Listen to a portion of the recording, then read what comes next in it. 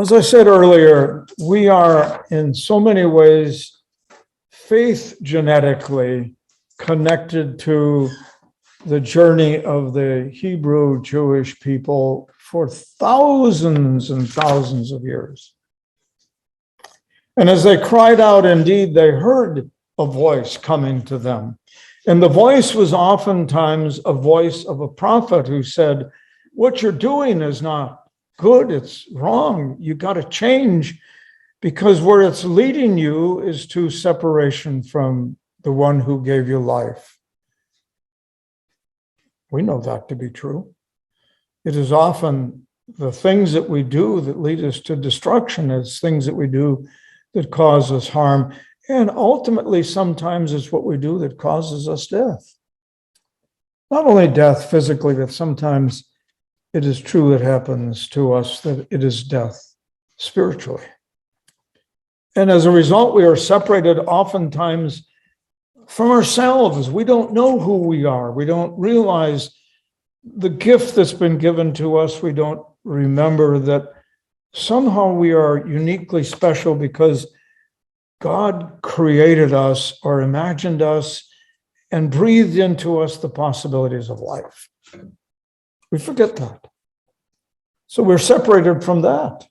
And we are often separated from one another, the quick and unkind things we say, how we say them, the loudness of our voice, as it penetrates that person's brain, they say, I thought you said you loved me. And there's no one here who hasn't done that and who hasn't said that. Or we have been separated from one another because we are insistent upon the other person thinking and behaving and doing the way we think and do and behave. So we're divided as a people. You don't have to go very far to see that except on your internet, and go to Facebook and you can see people who are angry with each other. It's been suggested that one of the things that has happened to our society is that I stand here and you have to change because you are bad.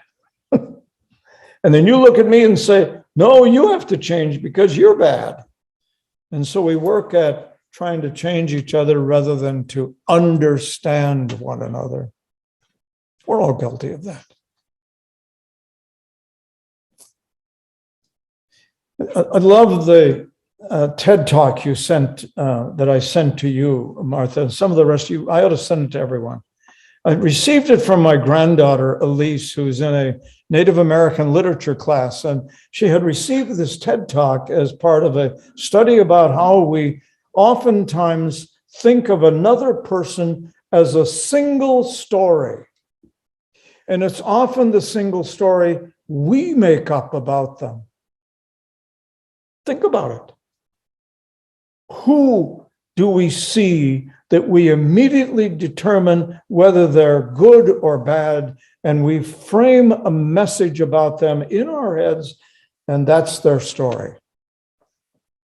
Or something they say, and therefore we make the determination that on the basis of what they say, that's who they are.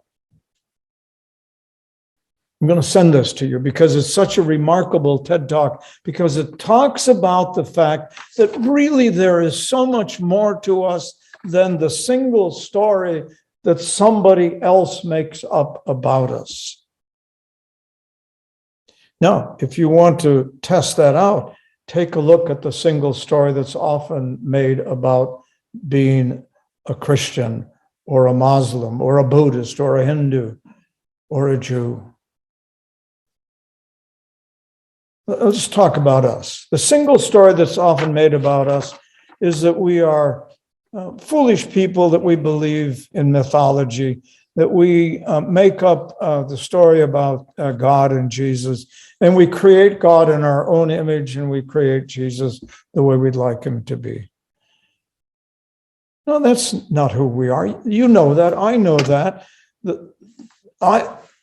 I know that you have experienced any number of times when you know the power and the strength and the healing in your life as a result of a God who truly is a God of love, who is willing to give of himself so that we might both know who God is and experience that God.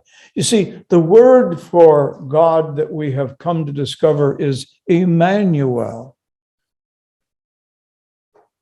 God with us. Now, if that's the only story, it's not. So much more. So here is what the people of Israel heard from the prophet Isaiah. Now, Isaiah is speaking to a people who are clearly separated from their God. Since Solomon, there haven't been any kings who have been very responsible and faithful, and they have become isolated and they've become vulnerable as a result of their weakness and their lack of faith. And they are about to be captured, destroyed, defeated, humiliated by the Babylonians. Babylonians have just defeated Egypt, and now they decide, let's go after the people in Israel, those arrogant and proud people. And what happens then is that they are in fact destroyed in 586, 87, 88, somewhere in that time, BC, before Jesus. The Babylonian army, with all of its might and power under the leadership of Nebuchadnezzar II, comes and destroys them. And not only destroys them in terms of being defeated and defeating the army, but they destroy the whole city of Jerusalem. They tear down the temple. That sacred place produced and built at the instruction of King Solomon. And this is what Isaiah says to the people of Israel in their dark moment, praying for help. And this is what he says. In essence, what he says is from God. Comfort, comfort my people, says our God. Speak tenderly to Jerusalem. Proclaim to her that her hard service has been completed, that her sin has been paid for, that she is received from the Lord's hand double all of her sins. You who bring good tidings to Zion, go up on a mountain.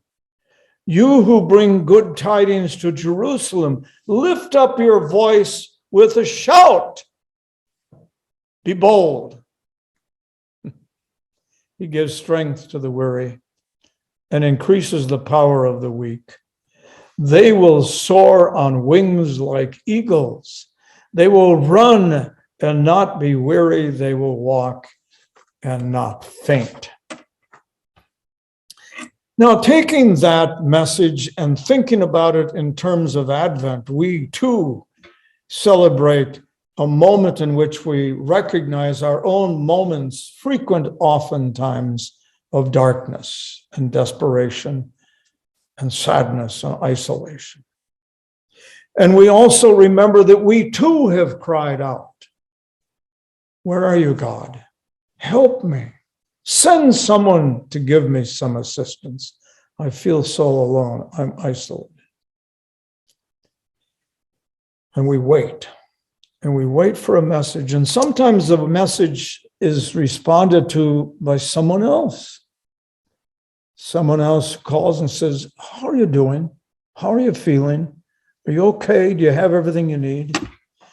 Sometimes the message comes from someone else through the inspiration that they've received, I think, from our God.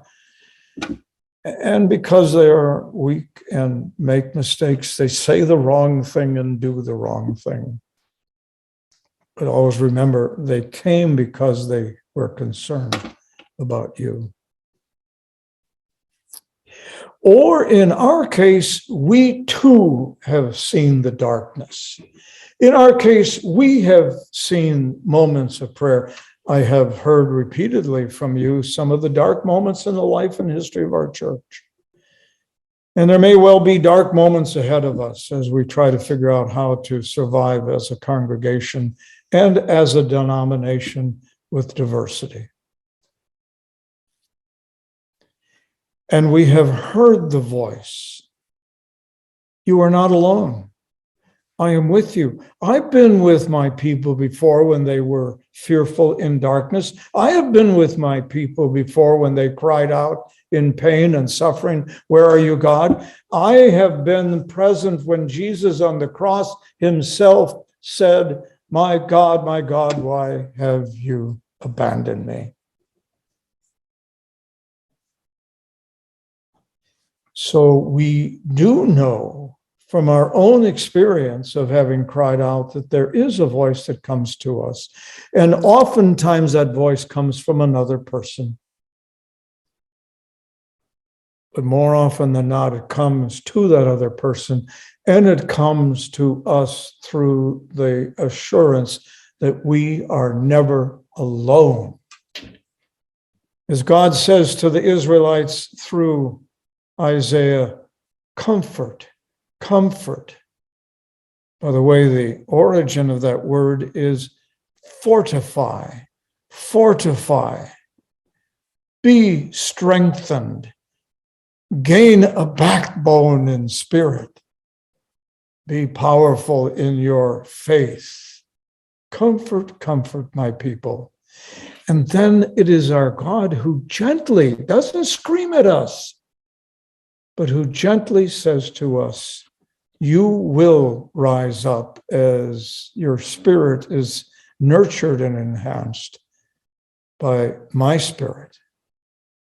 And it will rise as if it were an eagle. And you will be able to run without becoming tired. You'll not get those leg cramps. You'll not get sore feet. You will have not weariness, but you will have the capacity to run the race of life, to live that challenge that's set before you. And you will walk and not faint.